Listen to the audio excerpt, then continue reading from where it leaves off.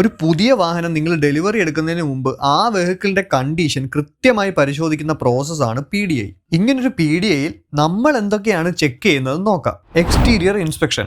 ആദ്യം വെഹിക്കിളിന്റെ paint condition check ചെയ്യും. Paint company filtered original paint തന്നെയാണോ, പെയിന്റിൽ എന്തെങ്കിലും വേരിയേഷൻസ് ഉണ്ടോ എന്നൊക്കെ മനസ്സിലാക്കാനായിട്ട് പെയിന്റ് മെഷർമെന്റ് കൂടി ചെയ്യും. അതിനുശേഷം സ്ക്രാച്ചസ്, ഡെൻസ്, പാനൽ ഗ്യാപ്സ് തുടങ്ങിയ ഇഷ്യൂസ് ഉണ്ടോ എന്ന് നമ്മൾ ചെക്ക് ചെയ്യും. അതിനുശേഷം നമ്മൾ ചെക്ക് ചെയ്യുന്നത് വെഹിക്കിളിന്റെ അണ്ടർബോഡിയാണ്. അണ്ടർബോഡിയിൽ എന്തെങ്കിലും ഡാമേജ്, റെസ്റ്റ്, കംപ്ലൈൻസ് ഉണ്ടോ എന്ന് കൃത്യമായിട്ട് ചെക്ക് ചെയ്യും. ചില സാഹചര്യങ്ങളിൽ വെഹിക്കിൾ ഉയർത്തി നോക്കാനുള്ള ഫെസിലിറ്റി നമുക്ക് ലഭിക്കാറില്ല. അങ്ങനെയുള്ള സാഹചര്യത്തിൽ വെഹിക്കിളിന്റെ അടിയിൽ കിടന്ന് 4 ഭാഗത്തു നിന്നും അണ്ടർബോഡി നോക്കി അവൈലബിൾ ആയിട്ടുള്ള ഭാഗങ്ങൾ പരമാവധി ഡീറ്റെയിൽ ആയിട്ട് പരിശോധിക്കും. അതിനുശേഷം നമ്മൾ പോകുന്നത് എഞ്ചിൻ ബേയിലേക്കാണ്. എഞ്ചിൻ ബേയിൽ പ്രധാനമായും വെഹിക്കിളിന്റെ എല്ലാ ഫ്ലൂയിഡ്സ് ലെവലും ചെക്ക് ചെയ്യും. അതോടൊപ്പം എഞ്ചിൻ ഭാഗത്ത് എന്തെങ്കിലും ലീക്കേജ് ഉണ്ടോ, മറ്റെന്തെങ്കിലും അബ്നോർമൽ കണ്ടീഷൻ ഉണ്ടോ എന്നതും കൃത്യമായിട്ട് പരിശോധിക്കും. ഇന്റീരിയർ, പിന്നെ ഇലക്ട്രിക്കൽ ഇൻസ്പെക്ഷൻ. ഇന്റീരിയർ ഭാഗങ്ങളുടെ ഓവറോൾ ക്വാളിറ്റി, ഡാഷ്ബോർഡ്, പാനൽസ് തുടങ്ങിയവ ശരിയായ കണ്ടീഷനിലാണോ എന്ന് നോക്കും. അതോടൊപ്പം വെഹിക്കിളിന്റെ എല്ലാ ഇലക്ട്രിക്കൽ ഫംഗ്ഷൻസും ചെക്ക് ചെയ്യും. അതിനുശേഷം നമ്മൾ ചെയ്യുന്നത് വെഹിക്കിളിന്റെ സ്കാനിംഗ് ആണ്. വെഹിക്കിളിൽ എന്തെങ്കിലും തരത്തിലുള്ള എറർ കോഡ്സ് ഉണ്ടോ എന്ന് ചെക്ക് ചെയ്യാനാണ് ഈ ഒരു സ്കാൻ ചെയ്യുന്നത്. എല്ലാ ഡീലർഷിപ്പിലും സ്കാനിംഗ് ചെയ്യാൻ പെർമിഷൻ കിട്ടണമെന്നില്ല. പക്ഷേ കസ്റ്റമർ ആവശ്യപ്പെടുന്ന സാഹചര്യത്തിൽ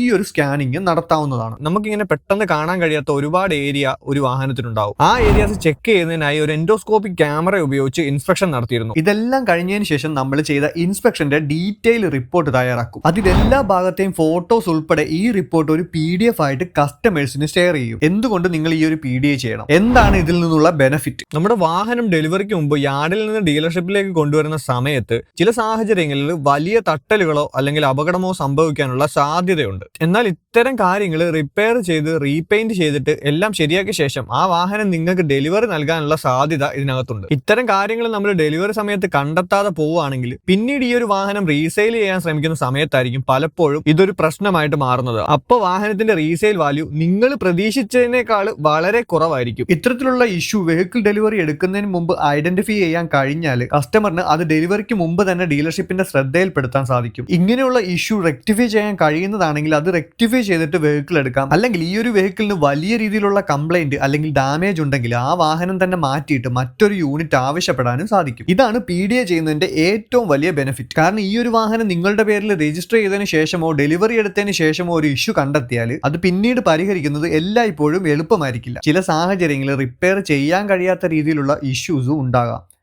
ഇതുപോലെയുള്ള ഒരു ഡീറ്റെയിൽ വെഹിക്കിൾ ഇൻസ്പെക്ഷന് നിങ്ങൾക്കും ആവശ്യമുണ്ടെങ്കിൽ സുരേഷ് ഡ്രൈവ്സിന്റെ ഈ നമ്പറിൽ ഇപ്പൊ തന്നെ കോൺടാക്ട് ചെയ്യാം.